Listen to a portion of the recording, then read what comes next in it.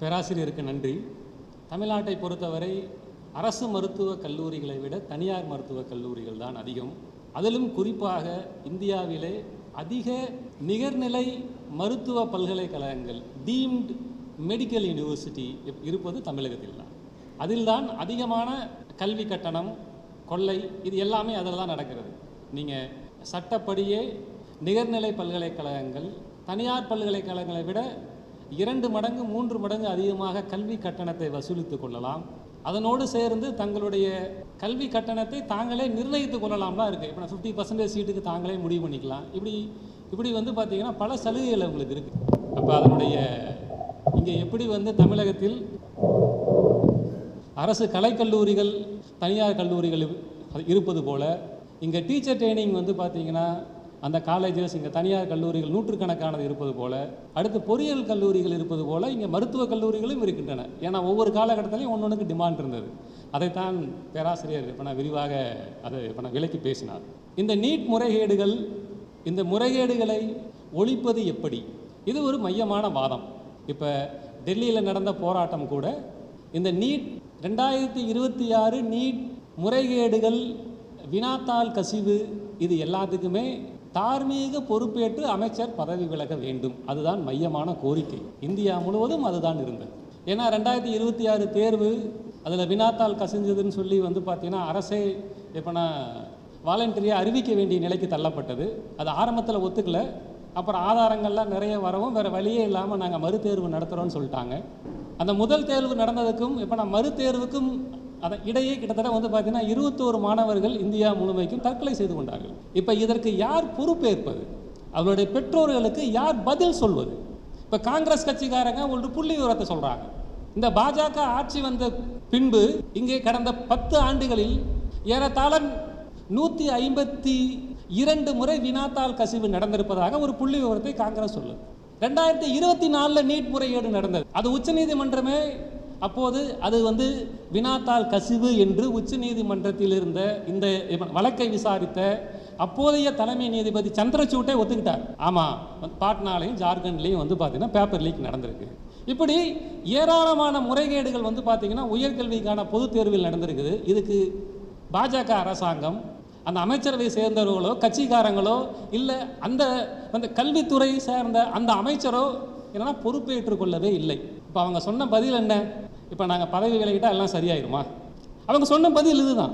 நீங்கள் டிவி விவாதங்கள்லாம் பார்த்தீங்கன்னா பிஜேபி ஆதரவாளர்களோ இல்லை நீட் ஆதரவாளர்களோ இல்லை அந்த என்டிஏ இது போன்ற இந்த அமைப்புகளில் இருந்தவங்களோ சொன்ன பதில் என்ன? நாங்கள் ஏன் பதவி விலக மாட்டோம் என்கிறோம் என்றால் இந்த முறைகேடுகளில் ஈடுபட்டவர்களுக்கு கடுமையான தண்டனைகளை வாங்கி கொடுக்க வேண்டும். இந்தியாவின் எதிர்காலமாக இருக்கக்கூடிய இந்த இளைஞர்களுக்கு நாங்கள் கண்டிப்பாக நீதி வாங்கி கொடுப்போம். அதற்காக நாங்கள் பதவியில் இருக்கணும். இதை எப்படி விளக்குறதுன்னு தெரியல. இதெல்லாம் டிவி விவாதங்களில் நடந்தது. இது எல்லாமே பிஜேபி காரங்க பேசினது. ஏன் என்டிஏவினுடைய தலைவராக இருந்தவரே இந்தியா டுடேல ஒரு டிபேட், ஒரு இன்டர்வியூவில் இதே பதில் தான் சொன்னார். அப்போ அவங்களுடைய வாதம், இப்போ நாங்கள் பதவி விலகிட்டால் எல்லாம் சரியாயிருமா? நீ பதவி விலகினா சரியாகாது. ஆனால் இவ்வளோ பிரச்சனை நடந்திருக்கு, அதெல்லாம் யார் பொறுப்பேற்பது? பாஜகவை பொறுத்தவரை நாங்கள் தவறு செய்யவில்லை.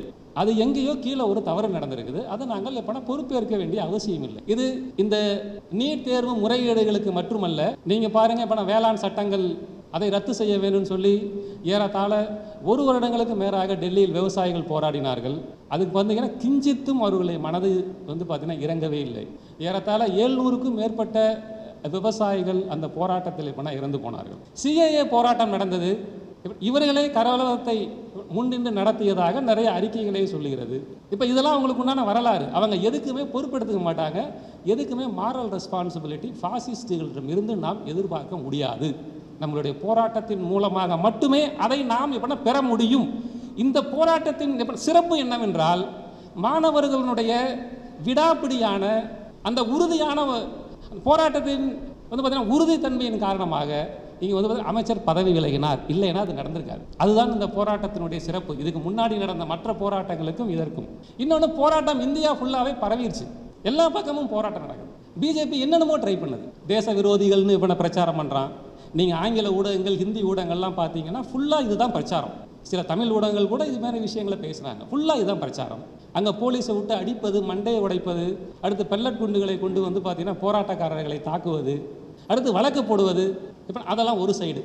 இந்த போராட்டம் நடந்து கொண்டிருந்த போதே மோடி வந்து பார்த்தீங்கன்னா வேற ஒன்றும் பண்ண முடியாது, எல்லாமே நம்ம கையை விட்டு போகுது. பிஜேபி ஆர்எஸ்எஸ்னுடைய வளமையான அந்த போராட்டத்தை ஒடுக்குவதற்குண்டான முறைகள் இருக்கு இல்லையா, அதான் தேச விரோதிகள் போலீஸை கொண்டு அடிப்பது, என்னென்னமோ பண்ணுறது இருக்கு இல்லையா, இது எதுவுமே எடுபடலை.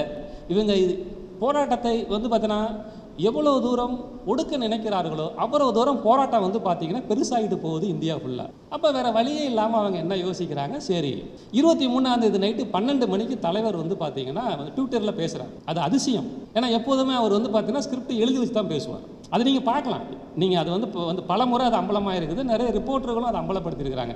ஸ்கிரிப்ட் எழுதி வச்சு தான் பேசுவார். ஆனால் அந்த வீடியோ நீங்கள் பார்த்தீங்கன்னா அவர் இந்த கேமராவை கிட்ட வச்சு வந்து பேசுகிறதா இருக்கும். நீங்கள் இப்போ நான் யோசிச்சு பாருங்கள், அப்போனா எவ்வளோ நெருக்கடிக்குள்ள அவனுக்கு போயிருக்கிறானுங்க. அவசர அவசரமாக வேறு வழியே இல்லை, ஏதாவது ஒன்று பேசி தொலைணுங்கிறதுக்காக அவனுக்கு 12 மணிக்கு பேசியிருக்கிறானுங்க.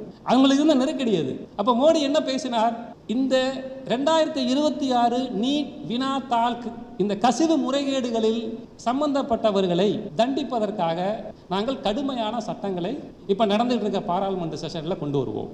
ஒன்று. அவர் ரெண்டாவது தீர்வு என்ன சொன்னார், இந்த என்டிஏவை நாங்கள் மறுசீரமைப்பு செய்வதற்காக ஒரு வந்து பார்த்தீங்கன்னா ஹை பவர்டு கமிட்டி, அந்த கமிட்டி போடுறோம் அப்படின்னார். இந்த 2 தீர்வும் வந்து பார்த்தீங்கன்னா மோடி சொன்னார். அவர் தர்மேந்திர பிரதான் பதவி விலகுனல், அவர் விலகுவாரெல்லாம் உத்தரவாதம் கொடுக்கல. அப்போ அந்த டிமாண்டு போயிட்டு இருக்குது அங்கே போராட்டத்தில். இதை போராட்டக்காரர்களும் கேட்கல, அதாவது மாணவர்கள் இளைஞர்களோ அதெல்லாம் நாங்கள் வந்து அதெல்லாம் முடியாது அப்படின்ட்டாங்க. அப்போ இந்த போராட்டம்லாம் இப்போ முடிந்த பிறகு, அதாவது பிரதான் பதவி விலகிய பிறகு போராட்டங்கள்லாம் முடிந்த பிறகு கடந்த வாரம் என்ன பண்ணாங்கன்னா, அது மோடி சொன்னது போல் அந்த சட்டத்தை நாடாளுமன்றத்தினுடைய 2 அவைகளிலும், ராஜ்சபா லோக்சபா, அது 2லுமே வந்து பார்த்தீங்கன்னா நிறைவேற்றினார்கள். அந்த சட்டத்தை நிறைவேற்றிட்டு இப்போ மோடி ட்வீட் போட்டார். அந்த ட்வீட் என்னன்னா, இது ஒரு இப்போ வரலாற்று சிறப்பு மிக்க சட்டம், இனிமேல் வருங்காலங்களில் ஊழல் முறைகேடுகள் நடக்காது, வினாத்தாள் கசிவு நடக்காதுன்னு சொல்லிட்டு அவர் வந்து பார்த்தீங்கன்னா முடிச்சிட்டார். இதே தான் நாடாளுமன்றத்தில் அமைச்சர்கள்லாம் பேசினாங்க. இந்த சட்டம் சொல்வதென்ன, இந்த சட்டம் ஒன்றும் புதிய சட்டம்லாம் இல்லை. அதாவது அந்த ஆங்கிலத்தில் அந்த சட்டத்துக்கு உண்டான பேர் என்னன்னா, public examinations prevention of unfair means amendment bill 2026. அதாவது பொது தேர்வுகளில் முறைகேடுகளை தடுப்பதற்கான சட்ட திருத்தம் 2026, அதான் தமிழ்ல. இதே மாதிரியான சட்ட திருத்தம் 2024 பிப்ரவரியில் மோடி கொண்டு வந்தார். அந்த சட்ட திருத்தத்தினுடைய நீட்சி தான் 2026 சட்ட திருத்தம். இது ஒன்றும் புதுசாக கொண்டு வந்த சட்ட திருத்தம்லாம் இல்லை. 2 வருடங்களுக்கு முன்னாடி 2024 பிப்ரவரியினுடைய முதல் வாரத்தில் இதே போன்ற ஒரு சட்டம் நாடாளுமன்றத்தில் நிறைவேற்றப்பட்டது. ஏன் இந்த சட்டத்தை நிறைவேற்றினாங்கன்னா, அப்போ எல்லா மாநிலங்களிலிருந்தும், அதுவும் குறிப்பாக 15 மாநிலங்களிலிருந்து இதே போல வினாத்தாள் கசிவு குறித்த பிரச்சனை பரவலாக வந்துக்கிட்டே இருக்கு. இதை என்ன செய்வதுன்னு தெரியல. அது வேற நாடாளுமன்ற தேர்தல் வேற மே மாதத்தில் வருது.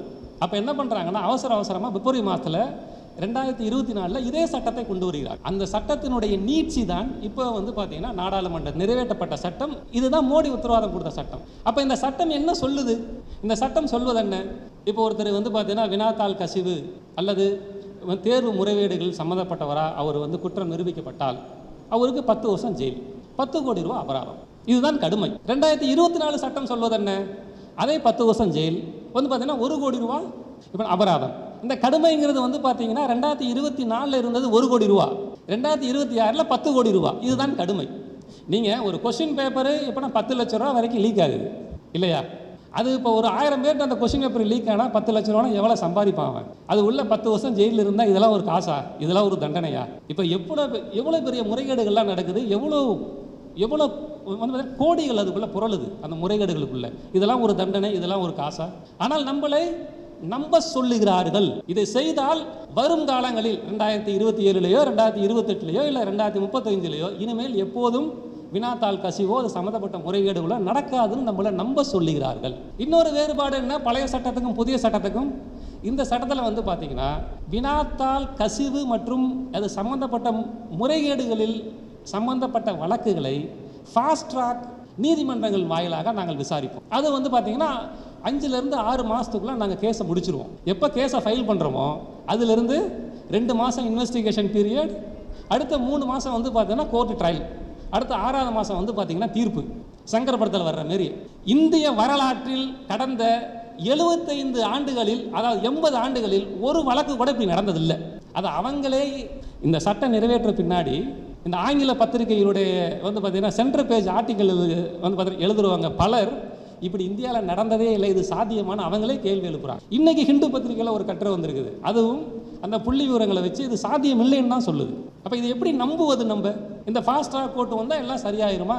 இவங்க என்ன ரொம்ப பெருமையாக பேசுகிறாங்கன்னா, ஃபாஸ்ட் ட்ராக் கோர்ட் என்பது ஏதோ புதுசாக இந்த பிரச்சனைக்காக மோடி சொன்னது போல் வந்து பார்த்தீங்கன்னா ப்ரொஜெக்ட் பண்ணுறாங்க. அப்படிலாம் இல்லை. ஃபாஸ்ட் ட்ராக் கோர்ட் என்பது ஏற்கனவே இங்கே வந்து நடைமுறையில் இருக்கக்கூடிய ஒரு முறை. இப்போ உதாரணத்துக்கு பெண்கள் மீதான பாலியல் துன்புறுத்தல் சம்பந்தமான வழக்கு, அது அவசரமாக விசாரிக்கணும்னா அதுக்கு ஒரு ஃபாஸ்ட் ட்ராக் கோர்ட் இருந்திருக்குங்க. அதே போல் SC/ST அட்ராசிட்டி ப்ரிவென்ஷன் ஆக்ட், அதில் வந்து பார்த்தீங்கன்னா வழக்கு வந்து பதிவு செய்தால் அது ஃபாஸ்ட் ட்ராக் கோர்ட்டில் தான் விசாரிக்கணும். அதே போல் போஸ்கோ வழக்கு, இது எல்லாமே இங்கே ஃபாஸ்ட் ட்ராக் கோர்ட்டில் தான் இப்போ விசாரிக்கப்பட்டு வருகிறது. இது ஏற்கனவே நடைமுறையில் இப்போ இருப்பது. இப்போ இவர் மோடி என்ன பேசுகிறார், இல்லை மோடியோ அதனுடைய ஆதரவாளர்களோ இல்லை மற்றவங்களோ என்ன பேசுகிறாங்க, இந்த ஃபாஸ்ட் ட்ராக் கேட்டு கொண்டு வந்தால் 6 மாதங்களுக்குள் எல்லாம் முடிஞ்சிடும். எப்படி 6 மாதங்களுக்கு முடியும்? இன்னைக்கு ஹிந்து பத்திரிகை சொல்லியிருக்கக்கூடிய ஒரு தரவு, போஸ்கோ வழக்குகளுக்கு மட்டும் ஏறத்தாழ 398 ஃபாஸ்ட் ட்ராக் கோர்ட் இந்தியாவில் இருக்குது. இப்போ கரண்டாக அது ஃபங்க்ஷன் ஆகிட்டு இருக்குது. இந்த கோர்ட்டுகளில் 2025 மட்டுமே வந்து பார்த்தீங்கன்னா ஏறத்தாழ 1.41 லட்சம் வழக்குகள் 2025 மட்டுமே பதியப்பட்டது. அதில் வந்து பார்த்தீங்கன்னா கேஸ் முடிஞ்சது வந்து பார்த்தீங்கன்னா வெறும் 66,000 தான். 50% கூட எப்படின்னா கேஸ் வந்து முடியல. இன்னொரு புள்ளி விவரம் ஹிந்து பத்திரிகையில் சொல்லியிருக்காங்க, இந்தியாவில் இந்த கோர்ட்டுகளின் வாயிலாக வந்து நீதி கிடைப்பது என்பது 9 மாதத்திலிருந்து 4.5 வருடங்கள் வரை ஆகிறது அப்படின்னு ஒரு புள்ளி உரிமை கொடுக்குறாங்க. ஆனால் இவங்க சொல்கிறது என்ன, 2026 சட்டத்தில் வந்து பார்த்தீங்கன்னா 5 to 6 மாதங்களுக்குள் எல்லாம் முடிச்சிருவோம் நாம். அப்போ எப்படி முடிப்பீங்க? இதுதான் உங்களுடைய ட்ராக் ரெக்கார்டு சொல்லுது. உங்களுடைய அறிவுஜீவிகளே அது பண்ண முடியாதுன்னு அவங்களே வந்து பார்த்தீங்கன்னா புள்ளி உரங்களோடு அதை வந்து டிஸ்ப்ரூவ் பண்ணுறாங்க. அப்போ எப்படி பண்ணுவீங்க இதை? இது நம்மை நம்ப சொல்லுகிறார்கள். இது எதுவும் பண்ண முடியாது. நான் இன்னொரு தரவு கூட சொல்கிறேன். 2024 அந்த ஆண்டு நடந்த வினாத்தாள் கசிவில் கைது செய்யப்பட்டவர்கள் 45 பேர். அந்த 45 பேரும் அதாவது இந்த பொது தேர்வுகளில் இந்த முறைகேடுகளை தடுப்பதற்கான சட்டம் 2024 அந்த சட்டத்தின் கீழ் இந்த 45 பேர் மேலும் இப்போ வழக்கு பதிவு செய்யப்பட்டது. இன்னைக்கு அந்த 45 பேரில் 44 பேர் பெயில் கிடைச்சிருக்கு. ஒரே ஒருத்தர் மட்டும் தான் ஜெயிலில் இருக்கிறார். அப்போ இந்த சட்டத்தை எப்படி நம்புவது? நான் சொல்றது 2024 நடந்த அந்த வினாத்தாள் கசிவு முறைகேடுகள் சம்பந்தப்பட்டவர்கள், அதில் எல்லாரும் வெளியே வந்துட்டாங்க. ஒரே ஒருத்தர் மட்டும்தான் உள்ளே இருக்கிறார். அதில் முக்கியமாக இருக்கக்கூடிய ஒரு மாஸ்டர் மைண்டாக இருக்கக்கூடிய ஒரு சஞ்சீவ் குமார்னு ஒருத்தர், அவரை வந்து பார்த்தீங்கன்னா குற்றமே செய்யலைன்னு சொல்லி CBI வந்து அவர் சார்ஜ் ஷீட்டே போடல. அதுலேருந்து இப்போ எடுத்துச்சு ஒரு பேர். ஆனால் அவர் ஏற்கனவே நடந்துள்ள வினாத்தாள் கசிவு முறைகேடுகளில் சம்மந்தப்பட்டவர். அவர் மேலே மற்ற வழக்குகள்லாம் இருக்குது இப்போ இது சம்மந்தமாக. அப்போ இது என்ன லட்சணம்னு பாருங்கள். இவங்க சொல்லக்கூடிய சட்டத்தில் சொல்லக்கூடிய இவருடைய கடுமையான தண்டனைகள், இதை எப்படி நாங்கள் நிறைவேற்ற போகிறோம் என்பதற்கு இவர் சொல்லக்கூடிய ஃபாஸ்ட் ட்ராக் கோர்ட், இதெல்லாம் யதார்த்தத்தில் சாத்தியமே இல்லாத ஒன்று. ஆனால் இதை நம்ப சொல்கிறாங்க. 2வது தீர்வு என்ன? இப்போ அவங்க சொன்ன வந்து பார்த்தீங்கன்னா NTA, அதாவது நேஷனல் டெஸ்டிங் ஏஜென்சி, தேசிய தேர்வு முகமை, அதை NTA சொல்லுவாங்க. அதை வந்து பார்த்தீங்கன்னா மறுசீரமைப்பு செய்வது. இப்போ BJPயினுடைய கொள்கை என்ன நம்மளுக்கு தெரியும், ஒரே இந்தியா. பார்த்தீங்கன்னா ஒரே பருப்பு சாம்பார் தான் எல்லாத்துக்கும், அதுக்கு மேலே அது ஒன்றும் கிடையாது. இப்போ ஒரே இந்தியா, இப்போ ஒரே எலெக்ஷனு, அடுத்து ஒரே இந்தியா, இப்போனா ஒரே மதம், அதே போல் ஒரே இந்தியா, இப்போ ஒரே எக்ஸாமினேஷன். இதுதான் அவங்களுடைய கொள்கை. அதிலிருந்து தான் இவன் வந்து இவன் பார்க்குறான் இந்த பிரச்சனையை. இப்போ இவங்க என்ன சொன்னாங்க, 2வது தீர்வாக நாங்கள் ஒரு டாஸ்க் ஃபோர்ஸ் அமைக்கிறோம். அந்த டாஸ்க் ஃபோர்ஸ் என்ன, இப்போ நந்தன் நீலகேணி தலைமையில் அந்த ஃபோர்ஸ் அமைச்சிருக்காங்க. இப்போ IIT டைரக்டர்லாம் அதில் ஒரு மெம்பராக இருக்கிறார். நந்தன் நீலகேணி IIT டைரக்டர், அடுத்த சில பேர்லாம் அதுக்குள்ளே இருக்கிறாங்க. 2024 எப்படின்னா நீட் முறைகேடு நடந்த போதும் இதே போல் கமிட்டி அமைத்தார்கள். அந்த கமிட்டி பேர் ராதாகிருஷ்ணன் கமிட்டி. அவர் முன்னாள் ISRO தலைவர். அவர் எல்லாத்தையும் பார்த்துட்டு ஏன் பேப்பர் லீக் நடக்குது, ஏன் முறைகேடுகள்லாம் நடக்குது அப்படின்னு எல்லாத்தையும் பார்த்துட்டு அவர் ஒரு 101 ரெக்கமெண்டேஷன் கொடுத்தார். இதெல்லாம் பண்ணனா இந்த பிரச்சனையை எல்லாத்தையும் நிறுத்திடலாம் அப்படின்னு சொல்லி. இந்த 2 வருடத்தில் NTA அந்த 101 ரெக்கமெண்டேஷனில் 75% ரெக்கமெண்டேஷனை இம்ப்ளிமெண்டேஷன் பண்ணிருச்சு. மிச்சம் இருக்கிற 25% ரெக்கமெண்டேஷன் தான் இம்ப்ளிமெண்டேஷன் பண்ணல. அப்புறம் ஏன் லீக் நடந்தது 2026? நீங்கள் கொடுத்த ரெக்கமெண்டேஷன் தானே. அப்போ எல்லாம் சரியாக இருக்கணுமா இல்லையா? ஏன் சரியாகலை? இப்போ மறுபடியும் ஒரு கமிட்டி, இப்போ நம்மளை என்ன சொல்கிறாங்க, நம்ம சொல்கிறாங்க. இப்போ இந்த கமிட்டி ஏதாவது சொல்லும், அதுக்கு ஒரு எப்போனா 1 மாதம் 2 மாதம் 3 மாதம் ஆகும். அதுக்குள்ளே வேற ஒரு பிரச்சனை வரும். நம்ம அது மொத்தமாக அந்த பிரச்சனையை மறந்துடுவோம். இப்போ நான் இவ்வளோ தூரம் டீட்டெயில் பண்ணதில் 2 முக்கியமான விஷயங்கள் இருக்குது. இந்த பிரச்சனையை அரசு எப்படி பார்க்கிறது, அதை நம்மளை எப்படி கன்வின்ஸ் பண்ண முயற்சி செய்யுது. கடுமையான சட்டங்கள் கொண்டு வந்தாலும், அதே போல் கமிட்டி ஃபார்ம் பண்ணாலும் இந்த பிரச்சனையை செட்டில் பண்ணிடலாம். ஆனால் இதுக்கு முன்னாடி வரலாறுகள் எல்லாம் பார்க்கும்போது உங்களுடைய கடுமையான சட்டங்கள் யாரையும் தண்டிக்கல. அது ஊழல் முறைகேடுகளை எதுவும் வந்து பார்த்தீங்கன்னா கட்டுப்படுத்தல. உங்கள் கமிட்டிகளோட ரெக்கமெண்டேஷன் நீங்கள் இம்ப்ளிமெண்ட் பண்ண நீங்கள் கல்வியை மேலும் மேலும் தனியார் மயம் தான் பண்ணிட்டு இருக்கீங்க. எந்த கமிட்டி போடும் போதும் கேர்ஃபுல்லாக பார்க்கணும். அது highly danger, seriously highly danger. இப்போ போட்டிருக்க கமிட்டி கூட என்னன்னா, இப்போ நான் எஜுகேஷன் ரீஃபார்ம் கமிட்டி, இவங்க எல்லாருமே இந்த கமிட்டியோட உறுப்பினர் எல்லாருமே தனியார் மயத்தை இப்போ 100க்கு 110% வந்து ஆதரித்து பேசக்கூடியவர்கள். இப்போ உள்ளதையே எப்படி வந்து தனியார் மயப்படுத்தினா தான் பிரச்சனை சரியாகணும் அவங்க ரிப்போர்ட் தான் இருக்க போகுது. அதில் வேற ஒன்றும் இருக்க போகிறது இல்லை, வேற ஒன்றும் இல்லை. அப்போ இந்த தீர்வுகளை நம்மை நம்ப சொல்லுகிறார்கள். நண்பர்களே, தோழர்களே, நீங்கள் நல்லா கவனிக்கணும். இது எல்லாம் இப்போனா ஒரு பக்கம் போயிட்டு இருக்குது. இது எல்லாமே சட்ட ரீதியான நடவடிக்கைகளை இப்போனா பாஜக அரசாங்கம் செஞ்சுக்கிட்டு இருக்குது. இது செய்து கொண்டு இருக்கும் போதே கிரவுண்டில் என்ன செஞ்சாங்க? போலீஸை விட்டு அடித்தான், சரியா? அங்கே வந்து பார்த்தீங்கன்னா அவனுடைய ஆர்எஸ்எஸ் எப்படின்னா குண்டர் படைகளை வைத்து தான் வந்து பார்த்தீங்கன்னா பல்வேறு இடங்களில் தாக்குதல் நடத்தினான். அது போலீஸ் மட்டும் அடிக்கல, அது உள்ள அடிச்சதில் அவனுக்கு ஆட்கள் இருக்கிறதா வந்து பத்திரிகையிலே செய்தி வந்தது. பெல்லன் கூட்டம் வச்சு சுடுறான், எல்லாத்து மேலே இப்போனா வழக்குகள் போடுறான். அப்போ ஒரு பக்கம் இப்போனா சட்ட ரீதியாக இந்த சடங்குகளை செய்து நம்மை இப்போ நம்ப வைப்பது இல்லை. நாங்கள் வந்து இப்போனா வருங்காலங்களில் எல்லாம் சிறப்பாக செஞ்சுருவோம், எங்களை நம்புங்க. நம்ம உள்ளே போனால் தான் அது உண்மையாக பொய்யானே தெரிய ஆரம்பிக்கும். இது எதுனா நம்மை வந்து பார்த்தீங்கன்னா கூல் பண்ணுறது. அந்த டாஸ்க் கமிட்டி இருக்கக்கூடிய அந்த ஐஐடி டைரக்டர் அவர் காமக்கோடி ஒன்று சொன்னார், இங்கே முக்கியமான பிரச்சனையே ட்ரஸ்ட்டு தான், அதாவது நம்பிக்கை. என்டிஏவின் மீதோ இல்லை கடந்த 12 வருட காலமாக பாஜக கொண்டு வந்த இந்த கல்வி இந்த கொள்கையின் மீதோ மாணவர்களுக்கோ இளைஞர்களுக்கோ பெற்றோர்களுக்கோ கிஞ்சித்தும் நம்பிக்கையே கிடையாது. அதோட வெளிப்பாடு தான் இந்த போராட்டம். அதில் இருந்து தான் நீ பதவி விலகு, நீ ஏதாவது செய்யுன்னு சொல்லி இவ்வளோ பெரிய போராட்டம்லாம் வெடிக்குது. அதை தான் இவர் வந்து கரெக்டாக பாயிண்ட் பண்ணி சொல்கிறாரு, எங்களை நம்புங்க, இதில் ட்ரஸ்ட்டு தான் முக்கியம். ஆனால் ட்ரஸ்ட் எடுக்கிற மாதிரி நீ நடந்துக்கணும்ல, அப்படி நீ நடந்துக்கிறியா? அப்போ இந்த முறைகேடுகளை ஒழிப்பதாக இவர்கள் சொல்லக்கூடிய இந்த தீர்வுகள் அனைத்துமே எப்படி போராட்டத்தை முடிவுக்கு கொண்டு வருவது, எப்படி ஆட்சியாளர்கள் மீதும் இந்த கட்டமைப்பு மீதும் கோபமாக இருக்கக்கூடிய இளைஞர்களுக்கு எப்படி நம்பிக்கையை ஊட்டுவது, இது பிரச்சனையை தீர்ப்பதுக்கு இல்லை அவங்களுடைய நோக்கம். நல்லா புரிஞ்சுங்க, நான் சொன்ன தரவுகள் அதுதான் சொல்லுது, எல்லா புள்ளிவர்களும் அதுதான் சொல்லுது. இது வந்து இந்த ஊழல் முறைகேடுகளை எப்படி தீர்ப்பதுங்கிறத பற்றி பேசல, எப்படி ட்ரஸ்ட்டை உருவாக்குறது, இந்த போராட்டத்தை முடிவுக்கு எப்படி கொண்டு வருவது, எப்படி மீண்டும் மாணவர்களுக்கு எப்படி என்டிஏ மீதும் அதை அடுத்து நீட்டின் மீதும் நம்பிக்கையை கொண்டு வர வச்சு 2027 இப்போ வந்து எப்போனா 25 லட்சம் பேர் எழுதுனா, அப்போ ஒரு 2027 வந்து பார்த்தீங்கன்னா ஒரு 25 லட்சம் பேராவது நீட் தேர்வு எப்படி எழுத வைப்பது? இதற்கு செய்யக்கூடிய இந்த சால்ஜாப்பு வேலைகள் தான் இது எல்லாமே. அதில் அதுக்கு மேலே வேறு ஒன்றுமே கிடையாது. இவ்வளோ பிரச்சனைகளும் எங்கேருந்து வருது? எப்போனா நீட்டினுடைய முறைகேடுகளிலிருந்து வருகிறது. அப்போ நீங்கள் என்ன சட்டம் கொண்டு வந்தாலும் இந்த முறைகேடுகள், இந்த சட்டங்களும் இந்த கமிட்டிகளும் இந்த முறைகேடுகளை துளி அளவு கூட ஒழிக்கப் போவதில்லை. ஏன் ஒழிக்கப் போவதில்லை? என்ன கட்டுப்படுத்த கூட செய்யாது. அதுதான் அதில் உண்மை.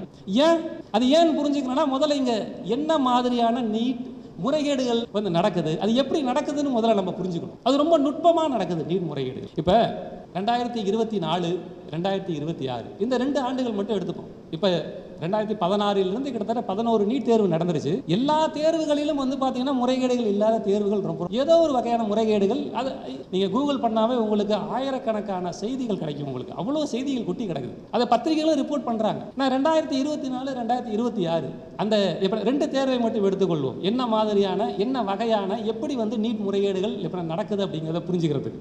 அது எப்படி நடக்குது? இப்போ 2024 நடந்தது. எப்போனா என்டிஏ ஆஃபீஸில் இருந்தே லீக் வந்து கொஸ்டின் பேப்பர் வெளியே போச்சு. 2024 நடந்தது வந்து பார்த்தீங்கன்னா ஒரு ஸ்கூலில் கொண்டு போய் வந்து அந்த கொஸ்டின் பேப்பரை வந்து பார்த்தீங்கன்னா ஸ்டோர் பண்ணி வச்சுருந்தாங்க.